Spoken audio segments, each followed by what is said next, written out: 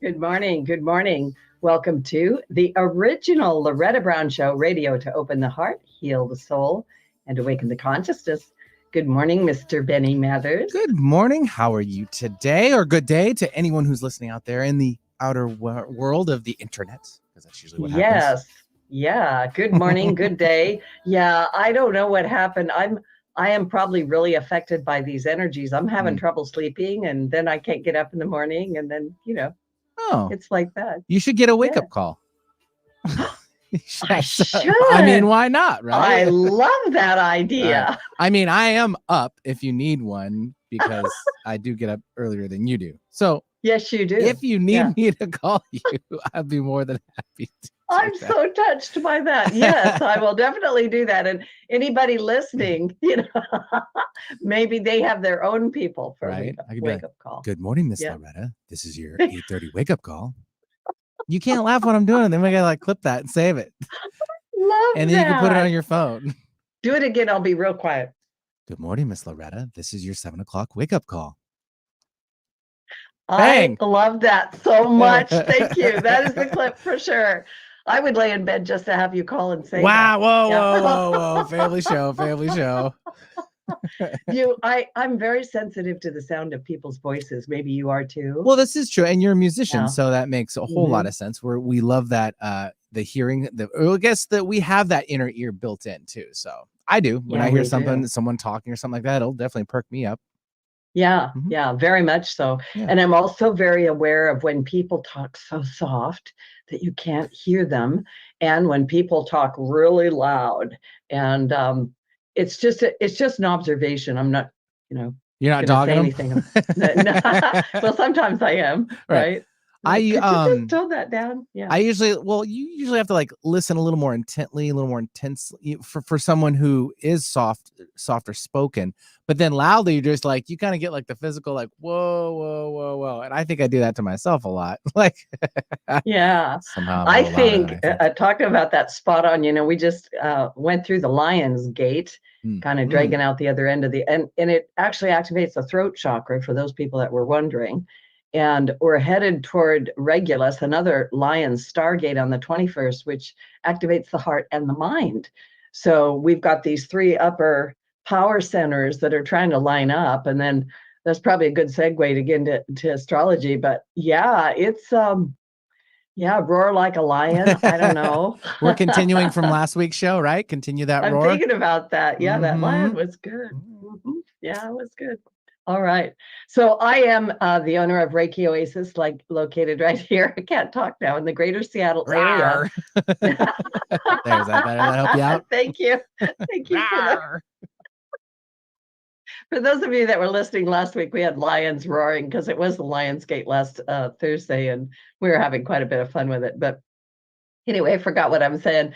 I've been running Reiki Oasis in Seattle for close to 30 years now, and you can find out more about me at ReikiOasis.com. And also this coming Saturday, which is the 17th of August, I have my monthly class for women, the Temple of the Divine Feminine. And I have to tell you, it is a very important time to gather, and also to gather as women and join forces. There's a big rising of the divine feminine, or a balancing of the energies. We'll talk more about that, but do check that out at schedule.reikioasis.com. And I do apologize.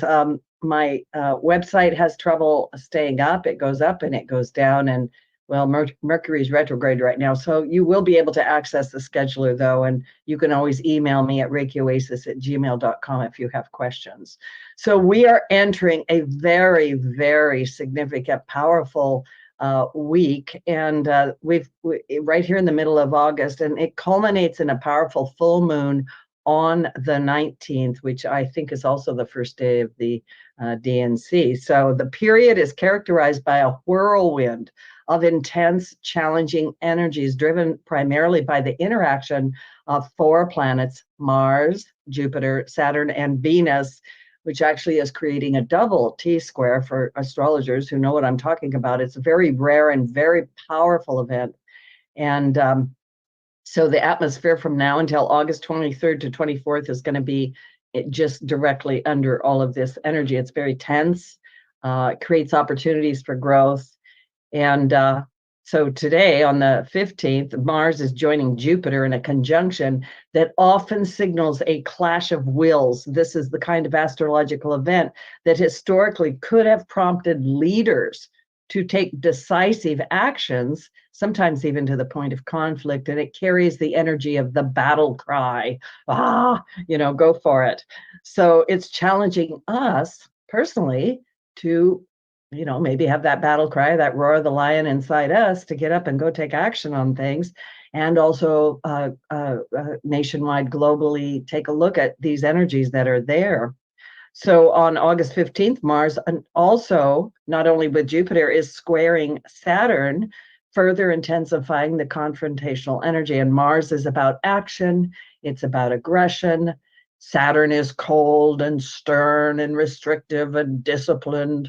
And when these two forces, aggression and the strict discipline, right, it creates a very combative atmosphere. Saturn demands endurance, by the way, endurance and discipline, and urges us to surrender to the reality of a situation that challenges require perseverance to get through them.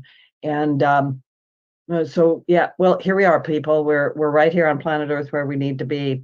Amid this turbulence, beautiful Venus brings a mix of energies.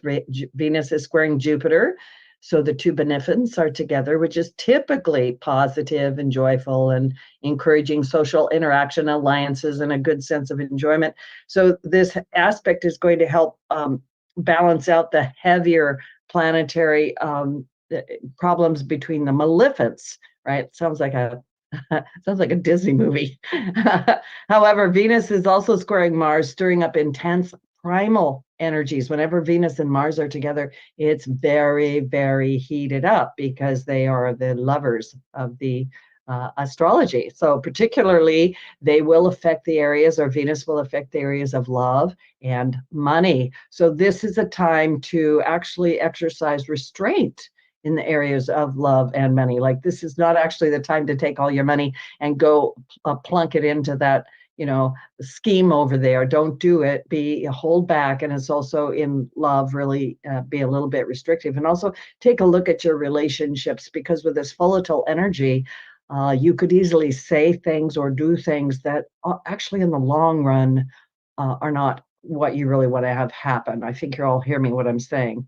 And the peak of this astrological storm, this whirlwind, comes with the full moon in Aquarius on August 19th.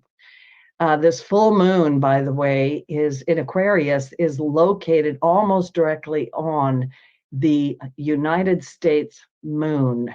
Yeah, the United States moon. What am I saying? Well, having a full moon on the United States moon is very rare, and so it is hitting the United States directly. I mean, honestly, I could probably do a 3-hour show just on the astrology affecting the United States, but just understand it's here. This full moon is accompanied by significant planetary alignments, including Venus opposing Saturn and Saturn squaring Jupiter. Venus opposing Saturn and Saturn squaring Jupiter. And so this is a very serious business alignment, once again, with finances and relationships. With Saturn and Jupiter in a tense square, we're faced with the challenge of balancing Saturn's restrictive, cautious energy with Jupiter's expansive, optimistic outlook. And so it's going to highlight the struggles that we're actually been seeing over the last few years of this division. And now we're at a point where actually at a crossroads. If you could think of this astrology as a crossroad on top of a crossroad, and you're standing right in the middle of that crossroad, and you are the point of choice. You get to decide, am I going to go backwards? Am I going to go forward? Am I going to go to the right? Am I going to go to the left? What am I going to do? And so this energy is shaking us up. We've got the planet of unexpected things. Uranus is out there running around, which also sometimes shakes us to awaken us and pushing us to make very complex, critical decisions. And the tension between Venus, which represents feminine energy and love and prosperity, and Saturn, symbolizing restriction, masculine energy, and scarcity, is especially potent. And so we've got this masculine feminine thing going on in the sky. We also have Uranus still talking to Algol, the Death Star. Are you feeling overwhelmed yet? Yeah, that's about what's going on. And so one of the things I'm going to say, we're really at a pivotal time. We also have a quincunx yod, which I'm not going to get into, but I'm going to make a broad statement. We have this feminine energy that is rising, that is needed on our planet right now. And we also have this masculine energy, and they're kind of looking at each other. And we're standing in the room wondering if mom and dad are going to get along or if they're just going to have a big fight. We really need these energies to come together. We need to come together. We're entering the age of Aquarius, and it is about cooperation and figuring it out. I can't think of a better day to have my guests. I'm thrilled to have them. I feel, and Valentina said it, I just feel like a constant long conversation with these beautiful, beautiful souls. My guests today, Amit Goswami, PhD, and Valentina R, Onisor, MD. They're both doctors, theoretical quantum physicist and quantum activist. Dr. Amit Goswami is a revolutionary amongst the growing body of renegade scientists who in recent years has ventured into the domain of the spiritual in an attempt both to interpret the seemingly inexplicable findings of curious experiments and to validate intuitions about the existence of a spiritual dimension of life. And Dr. Valentina Onisor is a practicing physician specializing in family medicine. She integrates various systems of alternative medicine into her medical practice, and she's a pioneer of quantum integrative medicine.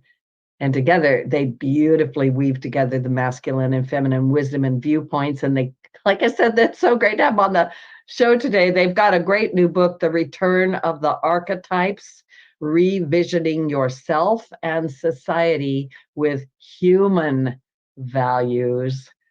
Wow. Welcome to the show, both of you. My heart leaps with joy to see you. Hello, hello. Mwah. Kisses all around for sure. Wow, we have so much to talk about. Where do I begin? Loretta, sorry, yes. can I show a picture which was inspired from your talk? Let me show you a picture.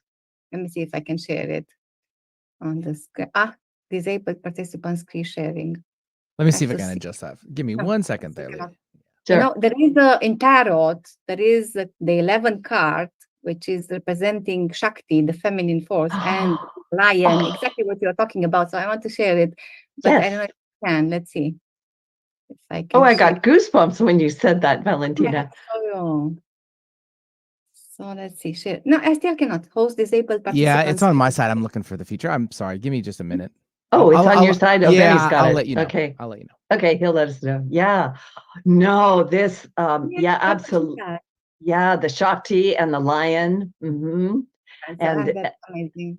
And today, as I told you, it's a very special day in Christianity. So I was born Christian, then I engaged into other traditions as well, with this exactly the same feeling of longing for the, for the divine in every way. And today is this celebration of Virgin Mary. But I really want to show you this picture because it goes so much hand in hand with all that you said. Yeah, try it now. Go ahead. Okay. Yeah. Okay, now it's gonna work. Let me show you. Yay.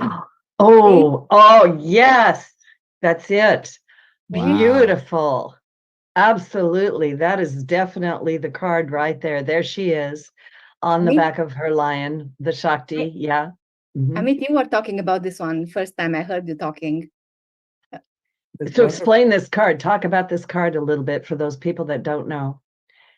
Amit, this is power, right? And the astrology works out very well because Mars and Jupiter, those are the two basic astrological signs in quantum astrology that brings us both power and abundance. And then if you advance, make a quantum leap in Jupiter, then you get goodness with it. And that really means that you are fortunate enough to acquire enough wisdom to not only have power and have abundance, but also you are willing to share it with everyone, the ideal leader. And this is what the mother figure is about, because mother gives her power to others, to her children. Oh, wow. That just gives me goosebumps, and that is so spot on. That is absolutely spot on. Yes. So, I mean, it's again, it symbolizes the force and the colossal power of femininity, you know. So it's also the power that becomes capable of taming and dominating animality, you know. So we call it the awakened state of Shakti. You heard about this term maybe, and which is unlimited because in this way she connects herself to this endless sphere of force that exists in the macrocosm. You know, so this lion, you know, that has strong paws is right with her. You know, it's riding her. You know, so it's a beautiful. You can even meditate on this kind of cards. You know. well, I think it's exactly what is happening right now and what we need to take a look at. And I'm going to jump in there. So, your book is about archetypes. So, what is an archetype? And is that picture, are we looking at a picture of an archetype there? Yes, we are, because you know, the Taj Mahal signifies wonderful love. This man, this emperor, who loved his wife so much that he built this wonderful architecture, probably nothing like this have ever been built by human beings. And this commemorates his love for his wife. This is the best picture of love, which we deeply need in our societies and cultures today. So we thought this would be the most appropriate symbology for our cover. So book cover. on the cover, he's talking about the picture on the cover. Yes. Yes, the book. cover of the book, Yeah. right? Yeah. And then you also know that there's this ancient folkloric proverb which says that behind every famous man, there always exists a great and strong woman. I love that. You know, I travel to Egypt a lot, and they have pictures of the pharaoh sitting there, you know, with his wife. And one of the things that you notice when you're there is that she has her arm around him.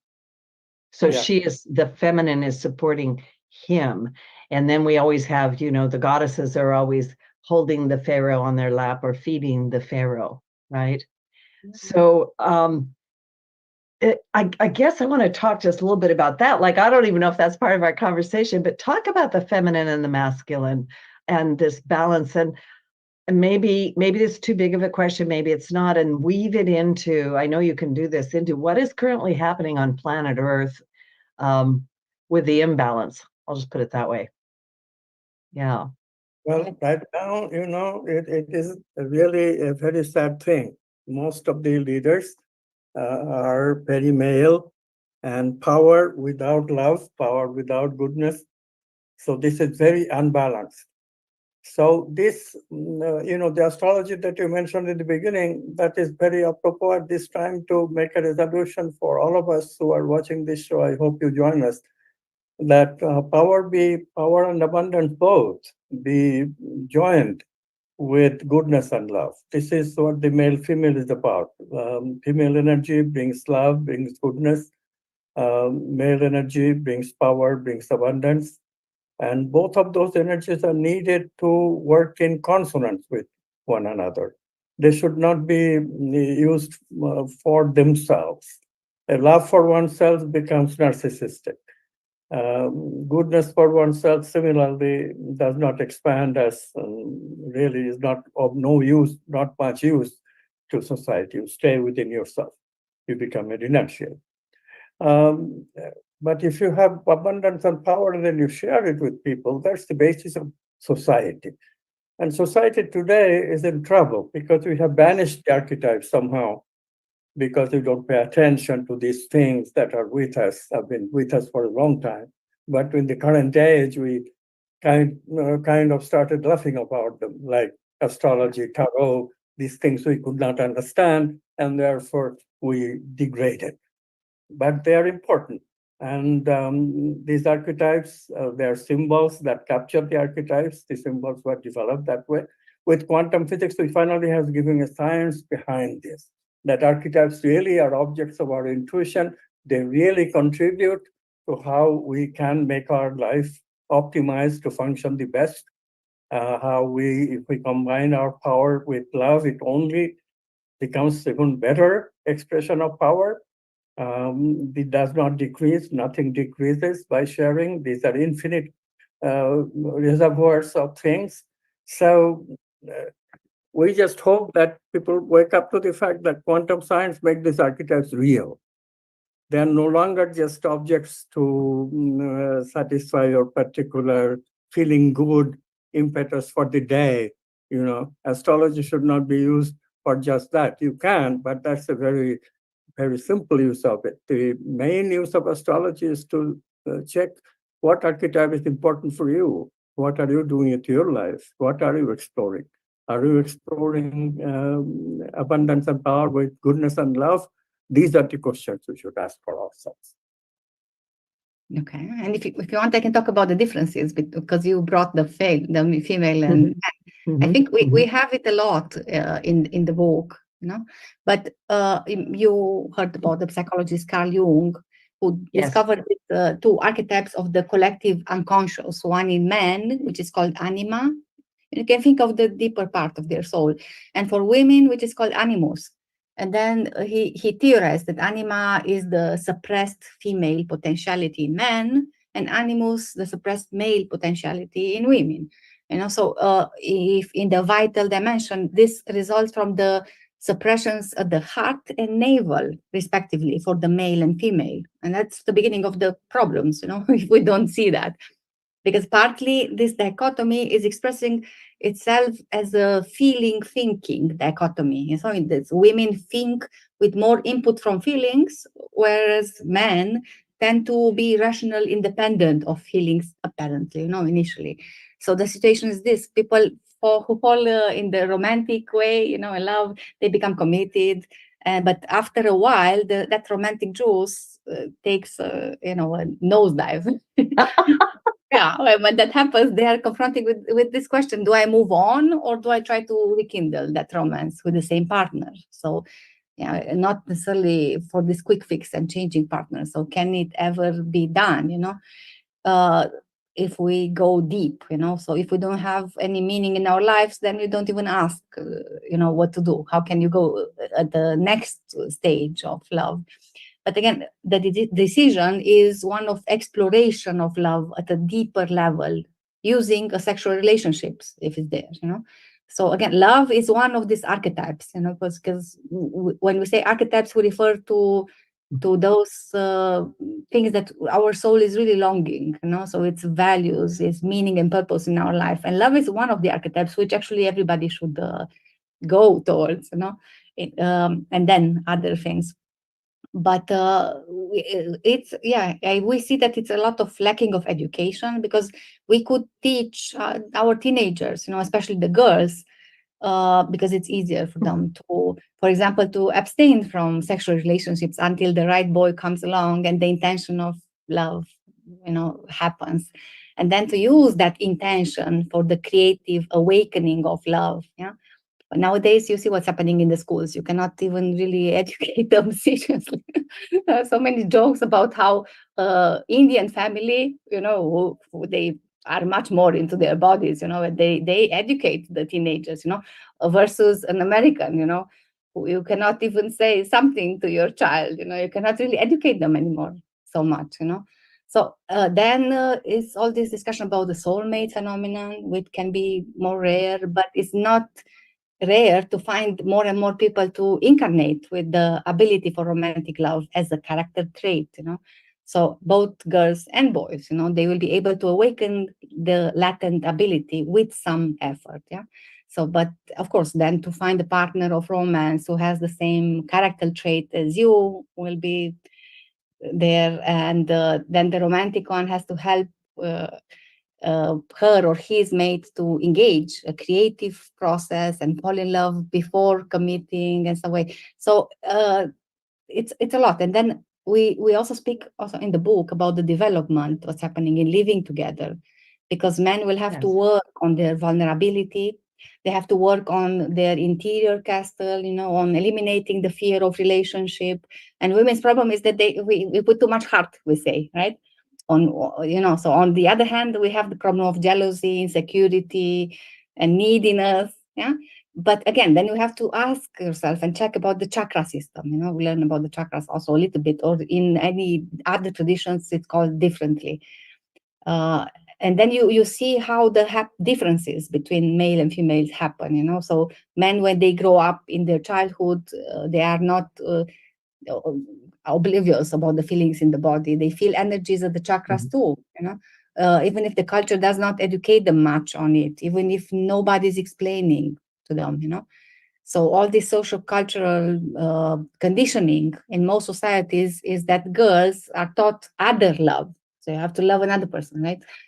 And boys are indulged. They learn self-love. Yeah. Then society encourages boys to be independent. They have to take care of things, and they get that and grow this navel chakra energies and the software. We call it software, the function there. But girls will have to take care of children later on. So they are prepared with this other love. And the heart chakra is strong, but often it is at the expense of a weak navel chakra. And then you become needy, simply needy. And you think that you love, but you don't. You cannot really love until you love yourself. So we have to see the situation. And nowadays, the situation is that both men and women have to work in order to make things do. But even so, cultures have not changed. They do not prepare women with self-love as well. Mothers don't tell their little girls to be independent and pay attention to the navel chakra feelings and grow self-love and self-worth. And we have to learn it later on, usually after we break our hearts a few times, So, but we learn. So this is our thing. We learn, and then we work through forgiveness and through self-forgiveness. But anyway, little girls, again, of course, they survive, but the navel chakra is never awakened to higher function unless you do it later on with awareness. So many women don't even get that feeling of basic security without having a man in their life, because the navel chakra is really weak. And many men, similarly, they build the navel chakra to narcissistic tendencies, as Amit said, and yet quite insecure in relationships behind this macho exterior weak heart chakra. So that's all this dynamic, which is so beautiful and is necessary. So it's so beautiful when you learn. Usually we transform a lot through relationships. I call it an engine for our evolution. When we have a relationship with both people which are conscious and wanting to evolve, and it's a huge chance. I love everything you said, and I love where you went with it. And I was being quiet because I wanted to hear this whole thing. I think, Valentina, I think that you, and I know you've talked to Dr. Amit Goswami about this too, but I think you just said what's really wrong in the world in so many different ways. But this idea, because this brings up all of the issues that we deal with all the time. Like you say, a woman is like, I need to have a man. I don't feel secure, blah, blah, blah. And the man is going, she needs to give more attention to me. And she's acting like a man, and the woman's saying he's acting like a child. And, then we have all this stuff going on. We are actually going to take a station break, which is unfortunate, but we're going to do it. And oh my goodness, please don't go away, because we've just barely dipped our toe into this delicious conversation with Dr. Valentina R. Onisor and Dr. Amit Goswami, and their new book, The Return of the Archetypes. I think is very, very important right now. You should just order it right now. Just get on Amazon during the break and order it. And this is Loretta Brown. We're going to take a station break. We'll be right back. All right, all clear.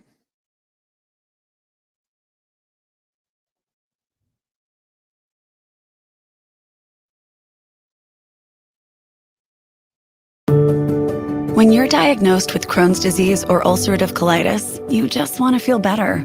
Steroids help get my symptoms under control, but they come with problems and long-term risks. I need to look out for my future health.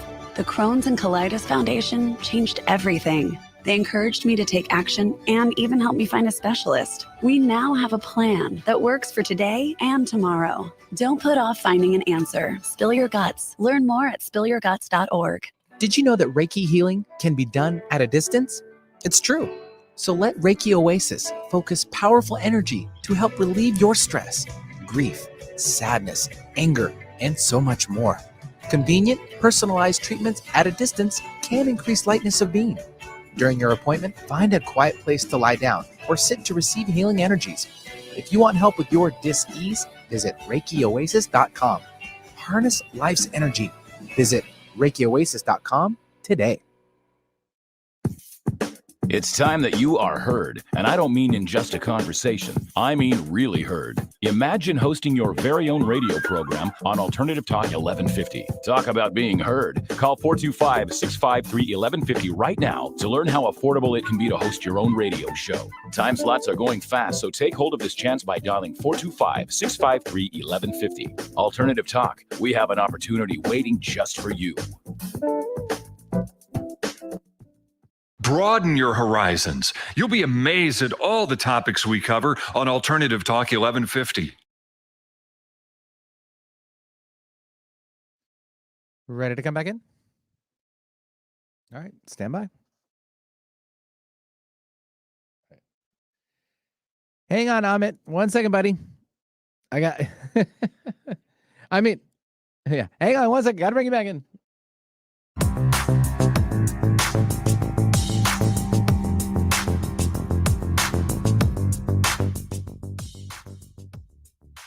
Welcome back to the original Loretta Brown Show with my wonderful guests, Amit Goswami, PhD, and Valentina R, Onisor, MD.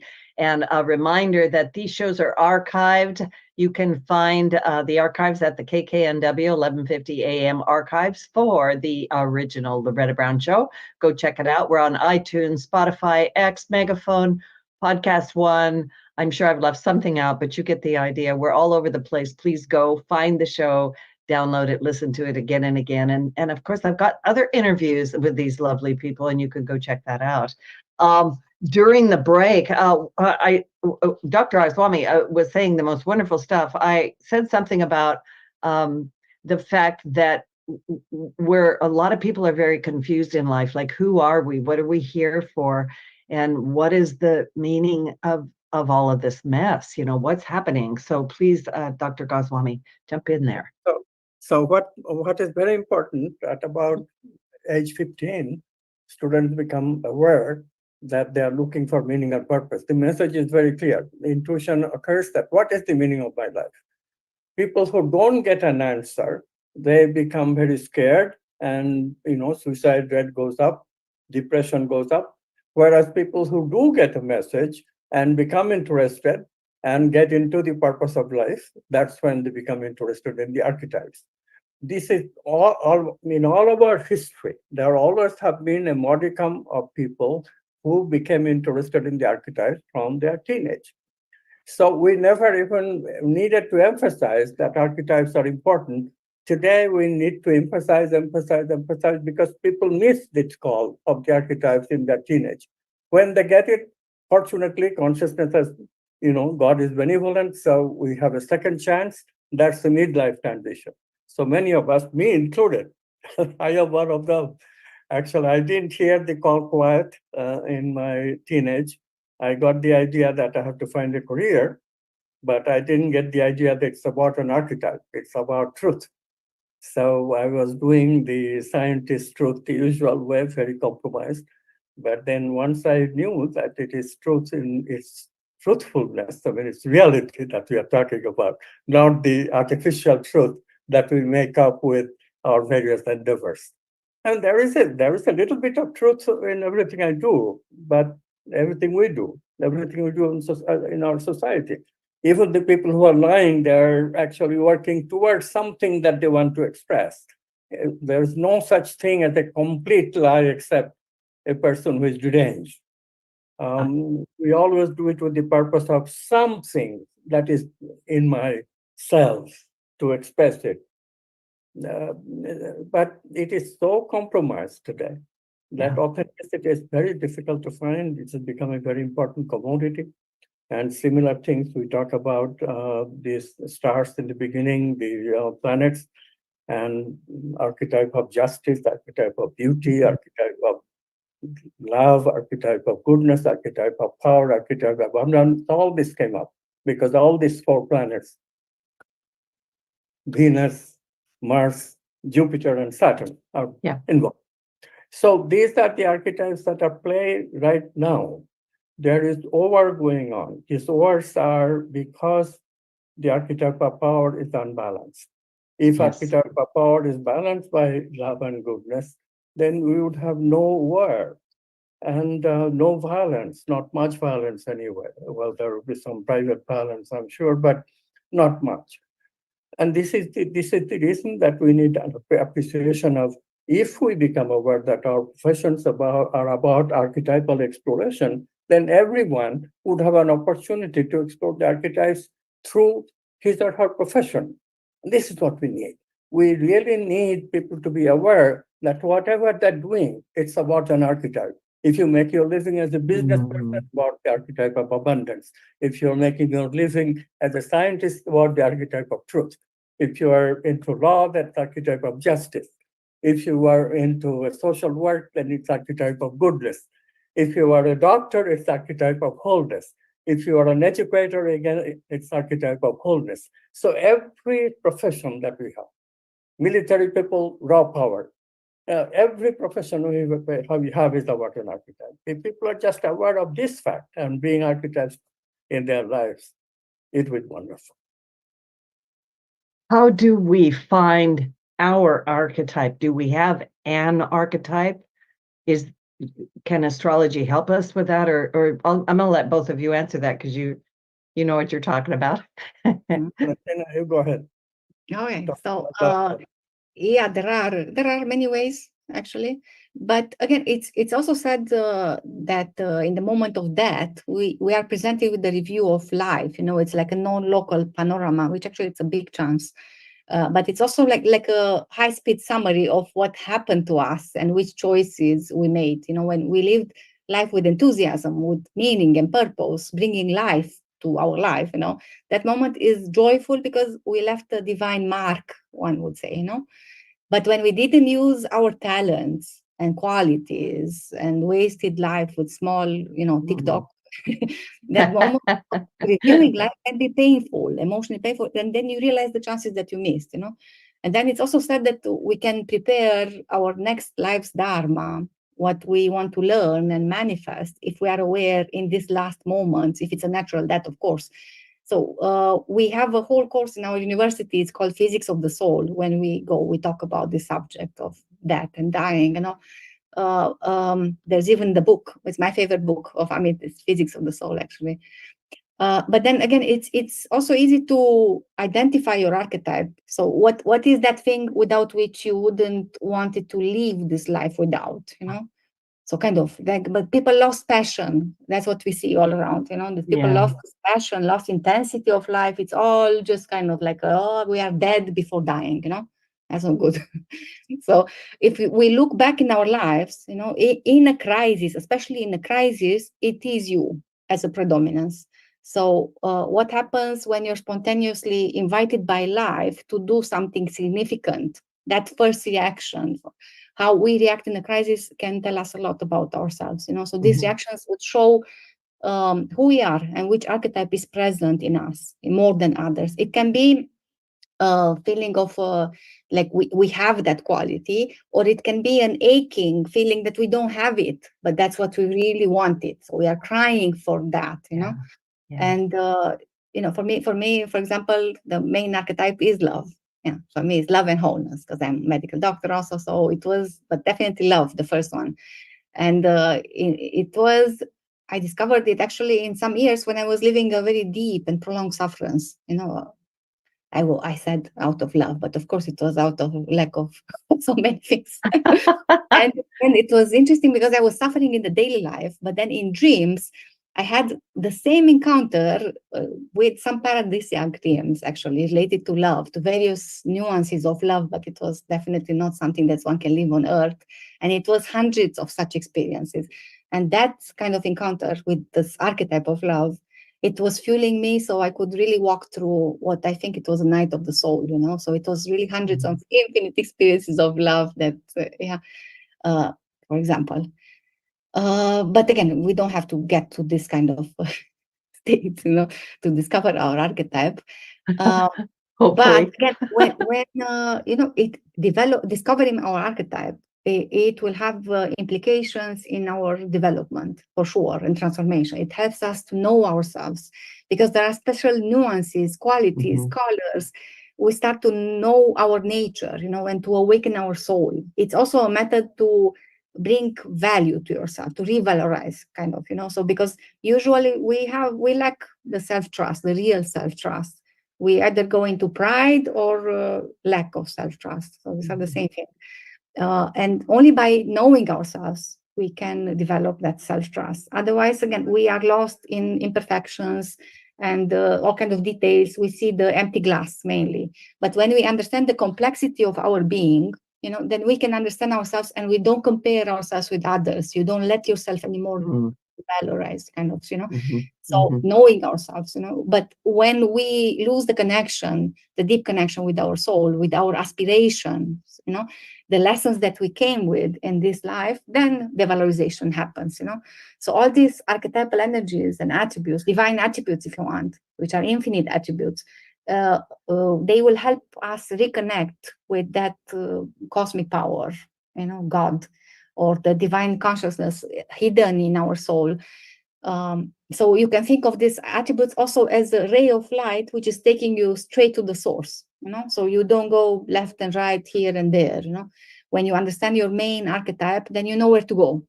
And so it's a way to make us aware of who we are. Yeah, but then there are all these levels of consciousness, just to mention them briefly. So you maybe heard about the term Atman, we call it quantum self in quantum science. So that's divine spark which exists in us. We also speak about soul as the pre-conscious station of the self. And then we have the ego, which is the most constricted state of consciousness, is the ordinary state of consciousness. Yeah, so when you say the soul, it's going beyond the ordinary level of intelligence, survival intelligence, ordinary IQ intelligence. So soul is the result of transformation. We call it also supramental in quantum terms. Yeah, but so personality will remain even at the soul level, but we will become more and more authentic. Yeah. And then when we awaken the soul, or the supramental level of our being, which we all have, that's a turning point. It's the first major step in yoga, actually. It's crucial for our inner development. And that's why we have so many examples in various traditions. Yeah.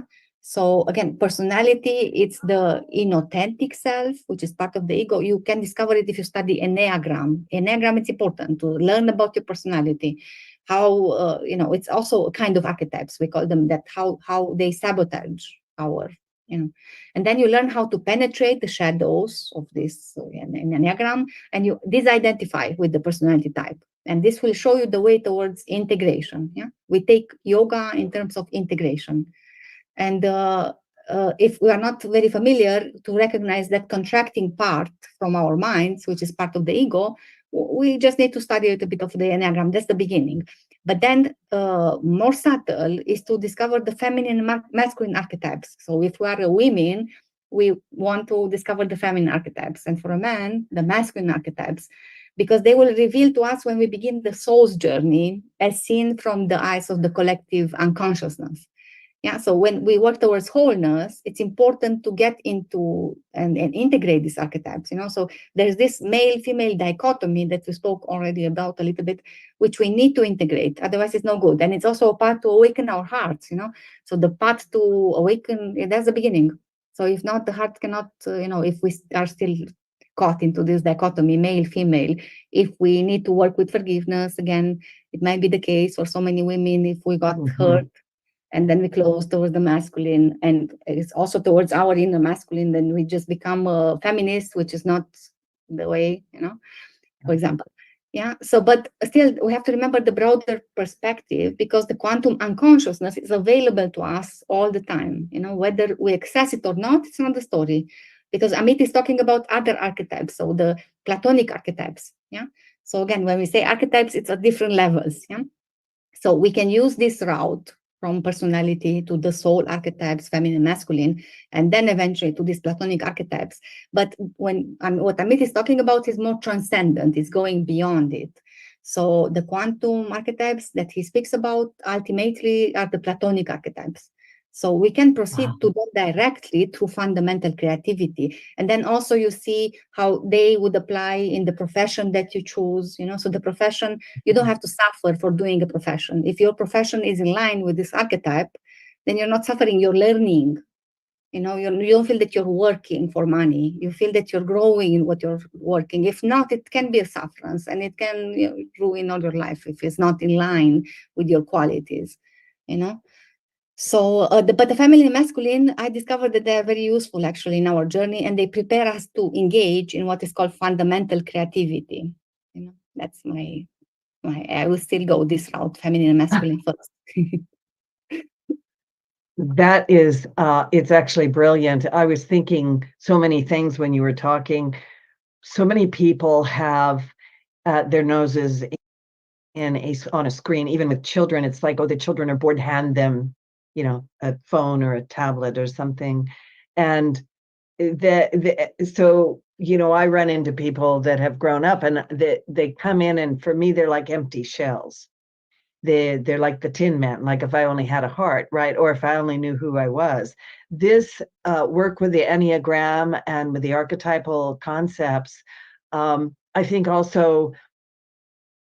we should teach it to children, right? For sure, if not grown-up people, but for people to be able to find themselves or know themselves so that they can discover, oh, I'm just going down this road because I've got to go over here and, chop wood, pay the bills and, whatever. And instead of actually pursuing this archetype or really being able to feel rich and full and contribute to all that is, right? And yeah, actually, no, you are not wrong when you said that they should be taught in high school, certainly. yes. Enneagrams are very appropriate because if we study the Enneagram personality that the kid is developing, and by the time the kid is 14 or 15, it's already there in blossoming. So we can tell which is the archetype where the child wants to go. So because this meaning and purpose is coming into his or her life right then, and then if a skillful counselor helps him or her to find the archetype, imagine the advantage this kid will have in the future, because it will start something which really being passion in his life, in her life. This losing passion is the basic problem today. Yeah. Everybody is bored. Why do we watch so much junk? Why do we deal with so much of social media? Because people are always bored. If you have something of interest, you don't want social media. You want to pursue that interest. This is what happens when you find the archetype of your life. It takes you over. Valentina and I are never bored. We teach students, and once they learn, once they get the hang of it, they are never bored. Boredom is something that just disappears from your life. Yeah. I am a person who can get lost in what it is I love. I was thinking about that actually when I was watching the Olympics recently, going, what were those kids like as little kids? They were like, I'm going to go and work out, I got to jump around and, I got to go swimming, whatever it is. And the pursuit of that. Actually, you can see the archetype development since the childhood. But even now, so I would say, like, everybody should make a list of qualities, so to know at least, the basic qualities, feminine or masculine, the active qualities, but also you make a list with the problematic things, what you can improve, and also what other people say about you, actually, so what your ex-husband or what your colleagues, what your, lover or your friends, even the ones that you didn't go so well with, or what they were saying that was not so positive, so they might put a mirror in front of us that we don't want to see, and we may not like it. It can be real or not, but still it's good to look in the mirror of the relations that we have. So first homework will be to make a list of qualities and defects, kind of, so that it's easier to identify the archetypes and also the inactive parts, the shadows. Because again, these archetypes may develop since our childhood. So for example, a boy, speaking of the soul archetypes, they will develop the king archetype maybe. He would like as a child to order, to be the center of attention, to be helped by others, to feel important. So this would be the signs that he's in this way. He likes also to help, to protect others. When another boy would develop towards the lover archetype, let's say, And then he will be more sensitive to the feminine values. He will help his mom in the houseworks. He's more able to communicate with the girls. He will not shy. He will be at ease. Then, he's developed as a lover archetype, speaking of the soul archetypes, or hero archetype, he will be very active, competitive, eager to fight, to protect others, to stand for protecting his mom if the father is aggressive, for example, no matter what happens to him afterwards. Yeah, and the fourth archetype for men, now just an example, is the magician or the initiator. So this is for knowledge. He will read a lot. He will be curious to know everything. So let's see, that's easy already from the childhood. And the same for girls, So if it's a mother archetype, she will take care of her sisters. She wants to having kids. The dolls will be the kids. So she takes care of pets. Or if she's the fascinator, she will use early lipstick or cosmetics and perfumes and high heels. She will want to be pretty, Or if she's the heroine, she will express like a boyish girl. She likes to play with boys, football and all. Very, very easy to see, actually. The initiator woman, she would be intelligent, smart, practical, not so much with dolls, Instead, will be attracted by her father, by a masculine authority, if the authority is harmonious, Yeah. So otherwise, she will be attracted by the most intelligent guy in the room or woman. So she's appreciating wisdom. So already you could see, But again, I don't know exactly if there is. I took some courses about this soul archetype. But I never saw them described very well in a book to recommend. Yeah. But again, you can see them. In our book, we have it. We have it, but not so much in detail. We have it in our courses, but in the book is not so much described, this one. Yeah. Well, I think it's I'm just going to put a plug in here for your book again, The Return of the Archetypes, Revisioning Yourself and Society with Human Values, by Amit Goswami, PhD, and Valentina R, Onisor, MD. It's got a beautiful Taj Mahal on the front.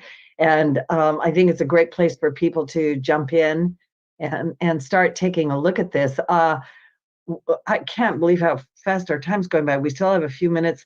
Can the two of you maybe convey to me a little bit what, because this is called The Return of the Archetypes. What do you envision in a world where the archetypes have returned? How will that change things? Well, right now, it's easy to see that civilization is disappearing because we are not even civil to each other. We have lost the capacity of being good to one another. Goodness is an archetype. You'll be surprised. Human beings were defined by the entry of the goodness archetype in our life.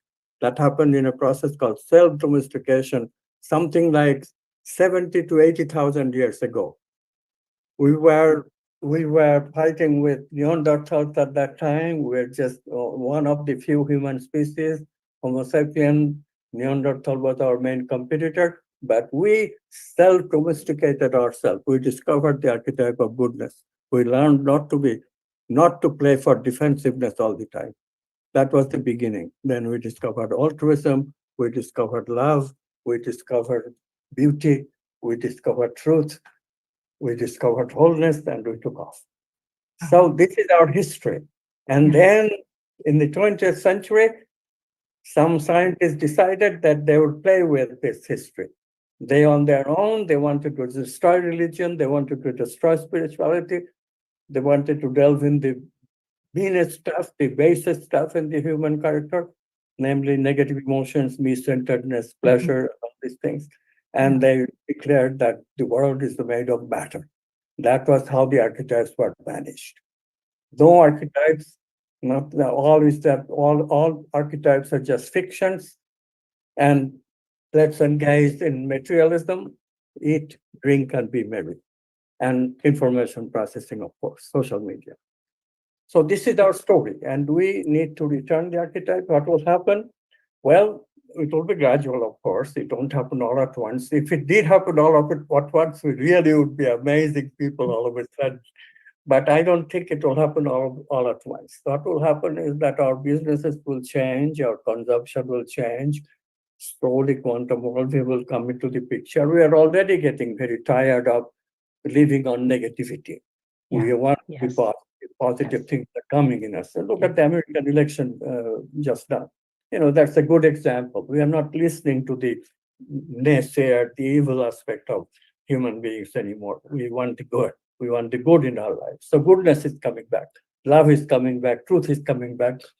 As these things come back, you will see some wonderful things. Valentina, why don't you talk about wholeness? What happens when people become whole? Mhm. So, well, that's final, the integration of all the dichotomies, So imagine what will happen in our bodies, but also in the world. So we can only hope with all the heart to that level. But it takes this transformational journey. It's a hero's journey, actually. And you can read of the stages from this hero's journey, which, again, discovering the archetypes is the main thing there. In the book written by Joseph Campbell, The Hero with 1,000 Faces, and what's happening that we, as we go towards wholeness, we become more authentic, so it's instead of giving up the world, we become authentic. And even the ego will still exist up to a certain level. But we are not manipulating others. We are not competitive with others. Nowadays, you see this everywhere, right? Too much manipulation everywhere. So I have to jump in because we are unfortunately out of time. That felt like 3 minutes, the two of you. I am so thrilled about this conversation, and really everybody, the return of the archetypes. To my guests, Dr. Amit Goswami, thank you so much. And to Dr. Valentina R. Onisor, thank you so much, from my heart to yours. Thank you for the beautiful work that you've put out there. And yes, love. Valentina, you're just love. Amit, I don't know what your archetype is, but it's got to be wisdom or something magnificent. Yeah. Wholeness. Wholeness. Absolutely. Wholeness. I will go figure out what mine is. And to everybody listening, remember that we have the beneficence and the maleficence looking at each other, and that masculine, feminine, they're trying so hard to balance each other, support each other, and that is what we need right now. So we need all of it. We need both of them and all of you. So much love to everybody. Betty Mathers, you are absolutely the best. Love and kisses, everyone. Have a wonderful week, and be nice under the full moon. Be nice.